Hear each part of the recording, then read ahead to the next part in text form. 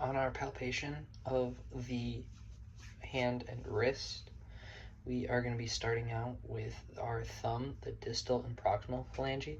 Our distal phalange is going to be this one right here, and our proximal phalange is going to be this one right here.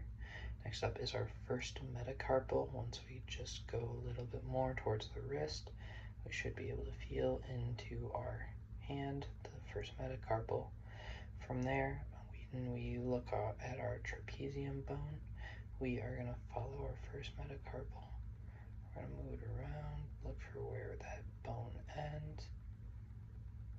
Once we find where it starts rotating over the bone, we can tell that that is our trapezium because that is the bone that is not moving anymore, so it should be right in here.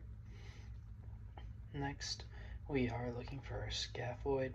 What we're going to do is we're going to use the back of our hand here.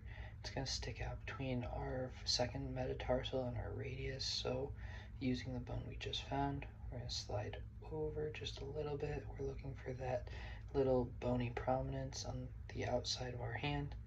Using that, that is our scaphoid.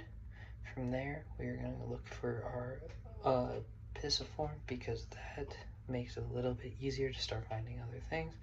So we're going to have our palm facing up. And when we are on our pinky side, we are going to look for where that metatarsal on our pinky side ends. When we find that, we should be able to find the bone that is sticking out, palm facing up on our pinky side. So from there, what we're going to do to look for our lunate is we are going to go just down below. When we move, we should be able to feel right where our ulna kind of meets the bone. That is our lunate. From there, we're looking for our triquium. We are still going to be palm down now. We're going to be looking for we're going to find our pisiform again, which is pinky side. So when we find our pisiform with our palm up, we just had a little bit back, we had a little bit back from our pisiform, and that is where we should be feeling our triquetium. Next up is our trapezoid. When we put our hand into flexion on the back of our hand, we're going to feel for that space deep into our hand. When we feel for that space deep into our hand, going from our fifth metacarpal back towards our first, we should be able to feel deep in that space where our trapezoid is. Next up is our capitate. Our capitate, we're going to take our hand, we're going to look for our third phalange. We're going to go down the metatarsal. When we start crawling down the metatarsal, we should be able to feel where that metatarsal starts rotating over a bone.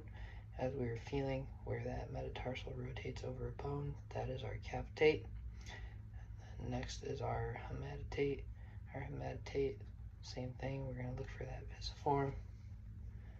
We're going to go into our hand. We're going to go next to the fourth metatarsal. Once we find that fourth metatarsal, we should be able to feel the bone from right in there. Next is our ulnar collateral thumb.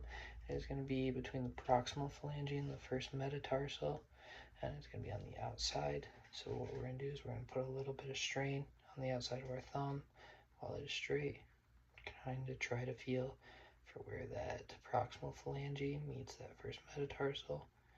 Once you start feeling around in there, you should be able to feel our ulnar collateral of the thumb.